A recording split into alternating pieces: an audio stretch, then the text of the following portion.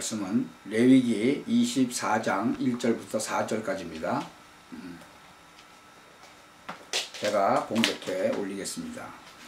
여호와께서 모세에게 일러 가라사대 이스라엘 자손에게 명하여 감람을 띄어낸 순결한 기름을 켜기 위하여 네개로 가져오게 하고 끊이지 말고 등잔불을 켤지며 아론은 회막 안 증거궤 장 밖에서 저녁부터 아침까지 여호와 앞에 항상 등잔불을 정리할지니 너희 대대로 지킬 영원한 규례라. 그가 여호와 앞에서 순결한 등대 위에 등잔들을 끊이지 않고 정리할지니라. 아멘. 하나님께서 이제 광야를 가는 그 백성들에게 이길 수 있는 방법을 쭉 말씀하고 계시죠. 우리가 살아가다 보면요, 이 여러 가지 이렇게 사건이나 문제 앞에서 봉착할 때가 있죠. 그때 진짜 우리는 믿음을 선택해야 됩니다. 하나님께서 우리에게 주신 그 믿음을 선택해야지 다른 걸 선택하면 안 돼요. 그 믿음을 선택하면 우리 신앙이 진짜로 굉장한 힘을 받게 되는 거죠. 그래서 오늘 보세요. 이 모든 성도가 이 등불을 끄면 안 돼요. 등불을 끄지 말아야 돼요. 교회도 마찬가지죠. 이 등불을 끄지 말아야 돼요. 그러니까 24시 이 등불을 끄지 않으면 더 이상 두려움이 없죠. 왜? 하나님이 이 우주 만물을 지금도 다스리고 계시잖아요. 그러니까 어떤 사건이나 어떤 문제를 만나도 우리는 믿음을 선택하면 돼요. 이 그리스도를 항상 누려야죠. 우리가 진짜로 그리스도는 세 가지를 완전히 해결하셨잖아요. 우리의 재앙, 지옥과 운명, 사단, 그걸 완전히 해결하셨어요.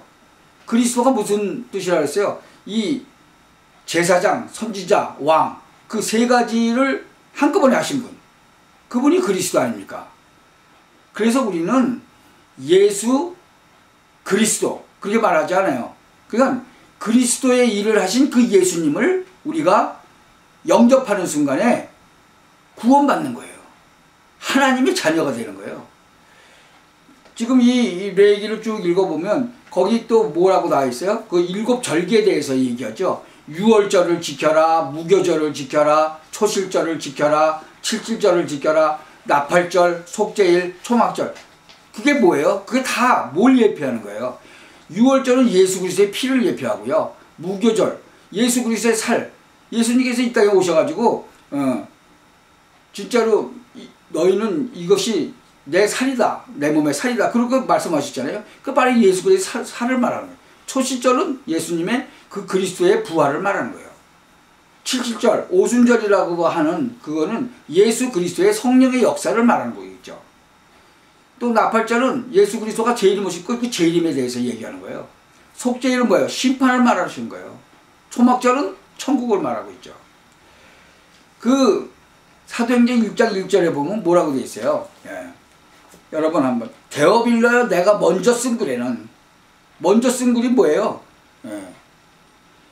이 누가복음을 쓴 걸 말하죠. 누가복음에 뭐가 있어요? 예수의 행하시며 가르치시기를 시작하신부터 하고 그랬잖아요. 그의 택하신 사도들에게 성령으로 명하시고 승천하신 날까지의 일을 기록하였다고 그랬죠. 이 의사 누가가 이 누가복음을 기록했죠. 또 이 사도행전도 이제 기록했죠. 그러니까 이 데어빌러는 그 각하니까 굉장히 높은 사람이에요. 그 사람한테 쓴 편지. 그러니까 예수님이 행하시고 하신 일들. 그러니까 예수님이 그리스도의 일을 하신 거예요. 이 땅에 오셔서. 그래서 우리를 구원하시고 하나님의 자녀 삼으신 거죠. 이 복음이 나타나는 그 능력의 비밀이 필요하잖아요. 여러분 깜깜한데 그 깜깜한 거를 없어지라고 아무리 우리가 외쳐도 깜깜한 건 안 없어져요. 언제 없어져요? 빛이 비치면 그냥 어둠은 사라지는 거예요. 그러니까 그리스도가 이 땅에 생명의 빛으로 오셨다고 그러잖아요. 그래서 그 그리스도의 비밀이 내가 있는 그 현장에 복음으로 나타나면 되는 거예요. 여자의 후손, 바로 그 여자의 후손이 이 땅에 오실 거라고 그랬잖아요. 여러분 그 구약 성경을 읽어보면 그 요셉을 통해서 애굽이 살아나는 거 나오죠. 7년 흉년, 7년, 풍년. 7년 동안 풍년이 들어가지고 그냥 엄청난 풍년이 들었는데 앞으로 7년 후에는 뭐가요? 흉년이 들을 거래요. 씨도 못 뿌린다고 그랬어요. 그냥 애굽만 살린 게 아니고 그 주위의 나라들 다 살렸잖아요. 출애굽기 3장 18절에 보면 희생 제물을 드리겠다고 그랬어요. 광야로 나가서. 그러니까 애굽에서 이스라엘 백성들을 건져냈죠. 이 이사야 7장 14절에 보면요. 포로된 자가 이제 거기서 해방되는 역사가 일어나는 거예요. 이 마태복음 16장 16절에 보면요. 진짜 전 세계가 바뀌게 되는 그런 응답이요. 주는 그리스도시요 살아계신 하나님의 아들이십니다라고 고백하잖아요. 그게 바로 그 고백이 지금 전 세계로 흩어져 나가는 거예요. 전도가 되어지는 방향으로 기도해요. 빛이 전달되는 거예요. 그럼 어둠은 사라지는 거예요. 이번에 제가 그 예수 그리스도의 생명의 빛을 가지고 정말 한국에 가서 우리 형제 자매들에게 전했잖아요. 그러니까 그 빛이 전달되는 거죠. 전에는 그렇게 그냥 전하려고 그러면 말을 안 듣더니 이번에는 아주 말씀을 얼마나 잘 듣는지 몰라요. 전도가 되어지는 방향으로 기도를 시작하면 24시 응답의 역사를 누리게 되는 거죠.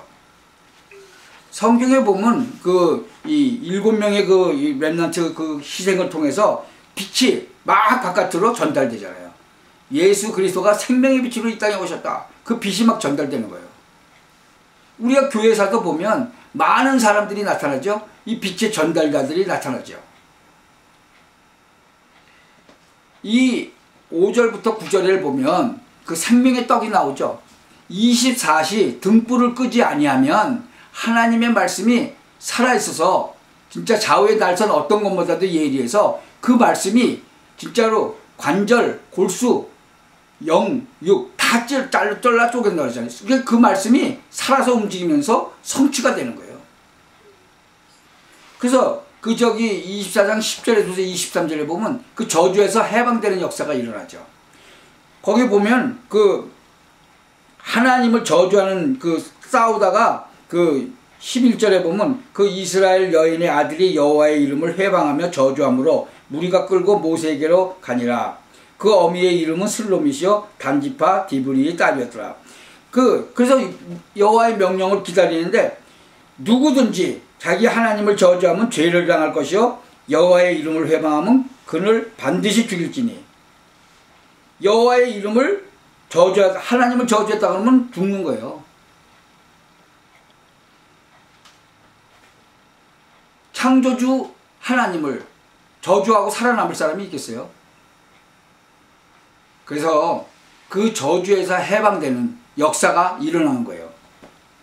여호와 하나님을 따라가고 그 말씀을 붙잡고 나의 개인 시간을 가지시기 바랍니다. 여러분이 특히 혼자 있을 때는 진짜 그런 개인 시간을 조금만 기도의 힘을 얻으면요 세계가 바뀌고 내 주위가 바뀌는 그런 응답을 받게 되는 거죠. 그래서 여러분 혼자 있을 때 기도 여행을 시작하시기 바랍니다. 내 주위에서부터 멀리 한국에 있는 일가 친척들도 놓고 계속 기도하시기 바랍니다. 그래서 혼자 있을 때 그 기도의 그 힘이 그리스도로 말미암아 힘을 얻고 복음과 전도의 능력을 우리가 회복해야 됩니다. 하나님께서는요 진짜로 기도 응답을 하시는데요 100% 하세요. 보통 한번 우리가 생각을 해보면요 우리가 기도한 대로 응답받을 때가 제일 많죠. 근데 우리가 기도한 것보다 더 좋은 곳으로 응답할 때도 있어요. 근데 우리에게 해가 되거나 틀린 기도, 우리에게 필요 없는 기도는 안 들으세요. 노. 근데 노가 응답이죠. 그러니까 100% 응답하시는 거예요. 우리의 기도가 잘못됐을 때는 기도하다 보면 깨닫게 돼요. 깨닫게 해주세요. 우리 안에 계신 성령께서 깨닫게 해주시는 거예요. 기도가 잘못된 것도. 하나님은요 우리 뜻대로 움직이시는 분은 아니죠. 하나님의 계획대로 움직이시는 분이잖아요. 많은 사람들이 그 알라딘의 그 램프에서 나오는 그런 거인같이 하나님을 생각해요. 그래가지고 자기 기도가 응답이 안 되면 하나님이 어딨어? 그렇게 하는 사람들이 얼마나 많아요.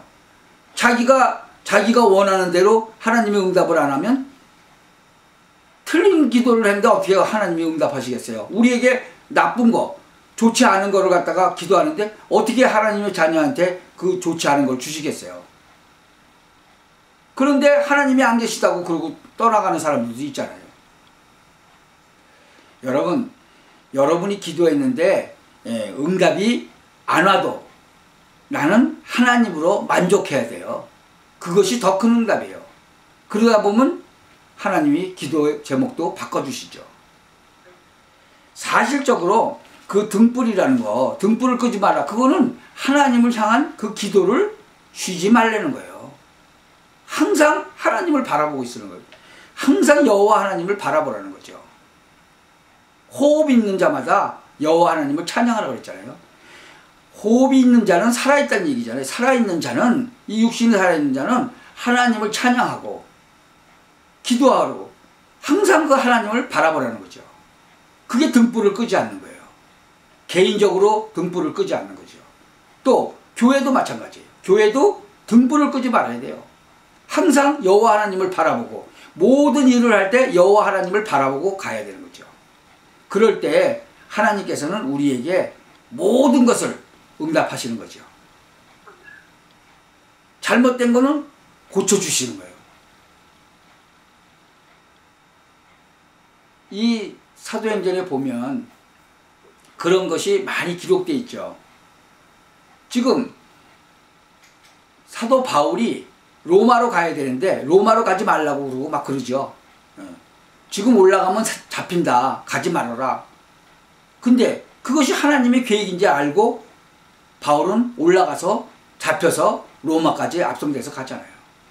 그러니까 우리가 하나님을 향해서 달려가는데도 더 먼 거를 못 보고 앞에 것만 보고 갈 때도 있단 말이죠. 그러니까 우리가 기도하면서 그런 것을 확인해야 돼요. 그래서 정말 등불을 끄지 말고 혼자 있을 때도 기도의 힘을 얻으시기를, 그래서 하나님이 원하시는 그 일을 온전히 감당하도록 정말 여러분께서 그 축복을 누리시기를 예수 그리스도의 이름으로 축원합니다. 기도하겠습니다.